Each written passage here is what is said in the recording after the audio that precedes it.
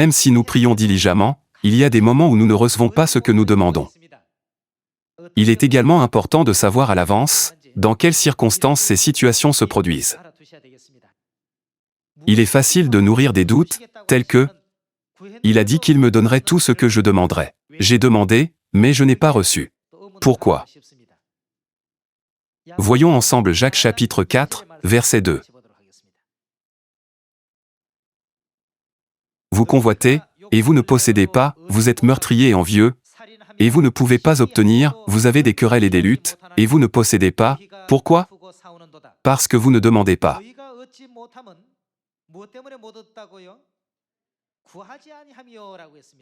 Lorsque nous ne recevons pas quelque chose, d'abord, c'est parce que nos efforts pour demander étaient insuffisants.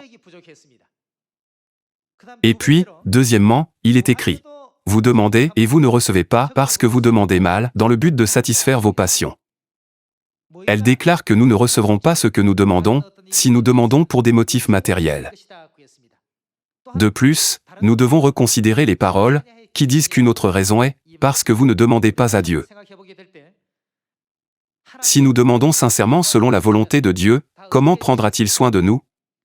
Dieu nous permettra de recevoir ce pourquoi nous avons prié, de demander, de chercher, et d'ouvrir tout ce qui a été bien fermé. Cependant, loin de chercher selon les enseignements de Dieu, ils s'appuient sur leur propre force en pensant « je vais essayer de le faire par moi-même ». Le simple fait d'aller de l'avant avec ce genre d'état d'esprit ne garantit pas que tout sera accompli. Les tâches spirituelles nécessitent toujours la force spirituelle pour être accomplies. Puisque toutes les affaires liées à l'Évangile relèvent du domaine spirituel, nous devons obtenir l'aide et la puissance de Dieu par la prière, afin que, par cette force, nous puissions ouvrir les portes fermement fermées du monde invisible. Voyons 1 Jean chapitre 5, verset 13.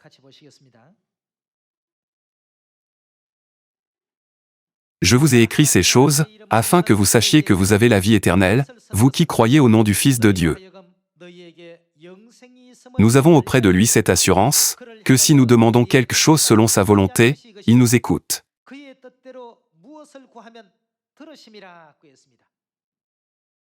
Ici, le message important est, si nous demandons quelque chose selon sa volonté, il nous écoute.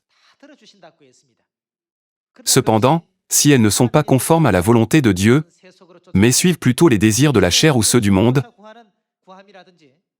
de telles demandes ne s'alignent pas sur la volonté de Dieu et deviennent donc sans rapport avec Dieu.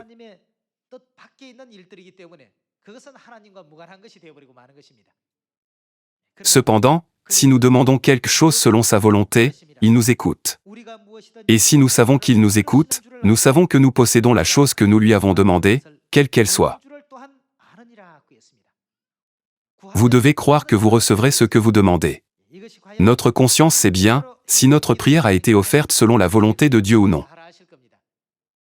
Si notre prière a été offerte selon la volonté de Dieu, vous devez considérer qu'elle a déjà été exaucée. Verset 16.